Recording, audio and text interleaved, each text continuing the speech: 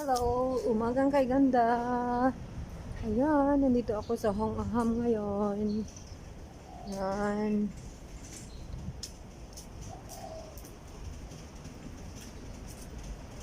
Maghatid ng swab test.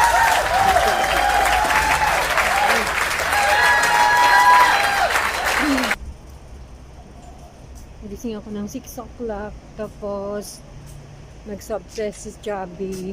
Tapos, binigay ko dito sa school.